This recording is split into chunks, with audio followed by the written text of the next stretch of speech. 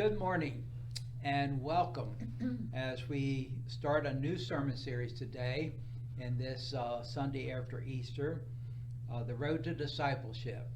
And for today and for the next 3 weeks, we will be dealing with one verse of Scripture, exploring that in detail. Now, Pastor Dawn is on vacation today, and so I will be taking the first session of this 4-week series, looking at the verse Micah 6:8, and I will explore it in a general sense today. In the next 3 weeks, Pastor Dawn will take one of each of the three commands that are given in this verse and explore each one individually over the next 3 weeks here. I thought I would start by sharing this verse to you from different translations. We've been using the Common English Bible here recently, and from the Common English Bible, this Micah 6:8 reads, "He has told you, human one, what is good, what the Lord requires from you, to do justice, embrace faithful love, and walk humbly with your God." From the Message, as Eugene Peterson is almost always does, makes it very, very simple and to the point. From the Message, but he's already made it plain how to live, what to do, what God is looking for in men and women. Looks to me like I might have left something off of that. I'll have to go back and look at that. From the NIV, it reads, "Know, O people, the Lord has told you what is good and this is what he requires of you, to do what is right, love mercy, and to walk humbly with your God." From the New Revised Standard, "He has told you, O mortal, what is good. And what does the Lord require of you? But to do justice, to love kindness, and to walk humbly with your God." Micah is one of a group of 12 prophets that are lumped together in a lot of commentaries. They're called the minor prophets. They have the major prophets, Isaiah, Jeremiah, Ezekiel, I forget, Daniel and Samuel. No, not Samuel. And then they have this grouping of what's called minor prophets. There are 12 of them. And inside this group, Micah falls into another group, along with Isaiah. Don't have my notes really organized here. With Isaiah and as a contemporary in the pre-exile Isaiah part. And the book of Micah is divided up into 3 parts. The first 3 verses are judgment. The next 2 verses, 4 and 5, are salvation. And then verses 6 through 7, we go back to judgment, but with the difference that the judgment is leading to hope, that all is not lost. Micah falls into a place in history, in 8th century history, and there are some other well-known scriptures, although we tend to focus on the Micah 6:8. The verse about beating swords into plowshares, that's also in Micah. The concept of a new ruler coming from Bethlehem, we turn to this verse in Micah at Christmas during the season of Advent. Micah's name, the name Micah, in Hebrew, it means he who is like Yahweh. We don't really know a lot about Micah as a person. We do know that the time span, the history that's included in his writing, spans 3 of the kings of Israel. There's Jotham, who was 742 to 735, Ahaz, 7:35 to 7:15, and I didn't have time to go and look up to see if that's the Ahaz with Jezebel. I suspect it is. And then there's Hezekiah from 7:15 to 6:87. He comes from a small village southwest of Jerusalem. I'm not sure I can pronounce this. Morseth, Moresheth.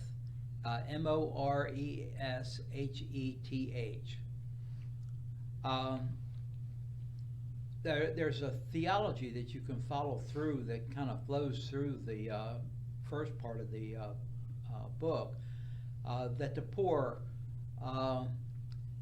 the plight of the poor and oppressed, and that we're accountable for the treatment of them. And he also talks about his calling from God. And then there's an unmistakable anger at the leaders who are responsible, who he lays the blame for a lot of the issues that are being dealt with by the people, the oppression that they're feeling. Much of his writing seems to center around the fall of the northern kingdom. If you recall from history, the northern kingdom fell to the Assyrians, and they were taken off in exile. There was a prominent city in the northern kingdom, Samaria, that fell in 722. And in the aftermath of the fall of the northern kingdom, the population of Jerusalem swelled tremendously with refugees that were seeking another place to live, being displaced rather than being taken in exile. The ones who didn't flee were taken into exile, and this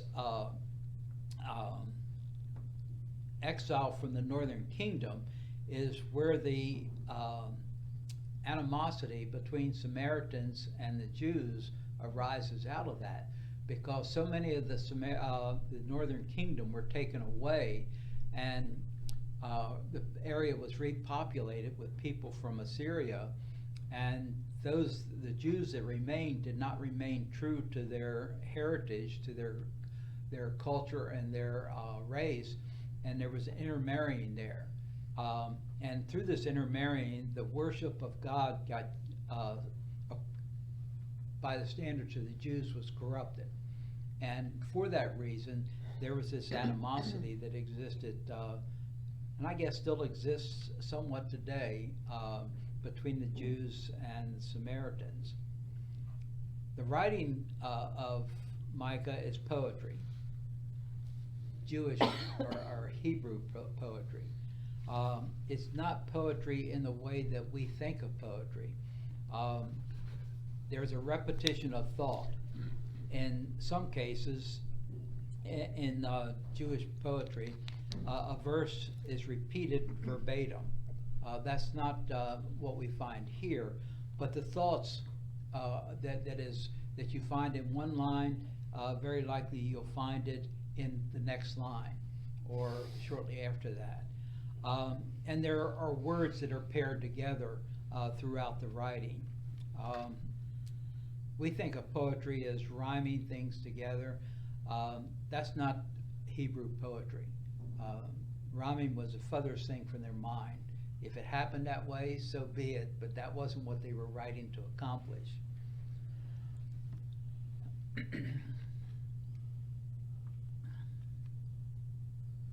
You can break the book down into three sections, as I said before, and another way of looking at that is after disaster, and then a condemning of the leaders who abuse their power and authority runs through the whole book, really, and from the latter part, from judgment to hope. Disaster and suffering as judgment from God.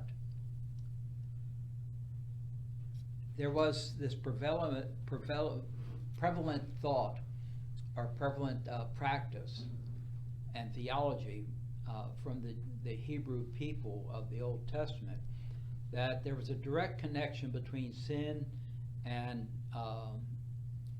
sickness, natural disasters, anything that caused the people loss of some kind, that there was a direct correlation with sin there. The prophets, in their writing, are attempting to help people understand that there are consequences of human behavior. If you do this, this is what's going to happen. That's what the prophets write over and over and over again. If you do this, this is what you're going to suffer as a result of it. And when the suffering comes, they never remember back to, well, we were warned that if we did this, this is what was going to happen. They kind of forget that. And there's a lashing out at God that, why did you do this to us, God? You see this in some of the Psalms of lamentation. Why, oh God, why? Rather than understanding that there's a reason for it. And the reason often is not the wrath of God, it's what some people would call natural law. That if you do this, this is what's going to happen, more than likely. In some cases, this is absolutely what's going to happen. We, in our modern society, particularly in North America, it seems to me, we are plagued by all kinds of different cancers. A friend, a fellow pastor, spent most of his ministry in Malaysia as a missionary. And when he and his wife returned to the United States, this would have been around 2000, he was appalled at the incidence of cancer that existed in society. It didn't exist where he was at in Malaysia. They weren't dealing with a lot of our modern conveniences, prepared foods, some of the other things that affect the environment that we have with modern living. So you can easily draw a cause and effect between some actions and the cancer that is affecting people. Smoking and lung cancer, asbestos, use of asbestos in lung cancer. So there are correlations there that we have in our modern society that if we stop and look, we can see that there's a result there. Natural disasters is another area of where there's a cause and effect. The more area that you pave over, the more you're going to create these heat inversions, these rising bubbles of hot air that are going to interact with the cold air of the higher atmosphere. And when that happens, there's a reaction. And we know that reaction by the violent thunderstorms that went through our area here just a couple weeks ago, the tornadoes that have swept across the country over the last month. There is a correlation there between what we've done in our modern society and the effect that that's having, or that we pay for that effect. I could go on that, but I think you get the idea that there's just cause and effect. And that's the bread and butter of the prophets and their preaching. I'm going to stop there and come back next week and look more at the verse, maybe a little bit more at Micah and his writing there. But I would encourage you, if you have time, just to take some time and to read through the book of Micah. It's only 7 chapters. Doesn't cover a lot of ground, wouldn't take a lot of time to do that. And I think in doing that, you'll have a better frame of reference of how to put this verse that we're going to focus on for the next 3 weeks of What does the Lord require of us? One final thought that I wanted to add. John Wesley had 3 rules that he lived by, and he taught them to anybody that would listen. He insisted that his preachers do the same, live by them also. And those 3 rules were to do no harm, do all the good that you can, and to stay in love with God. And these 3 rules track right along with Micah 6:8. And I'll come back to that, and we'll look at that some more in the next week or so. So may God's blessings be upon you, and I look forward to you joining us as we worship today, and I attempt to get this series started, this road to discipleship. Thank you.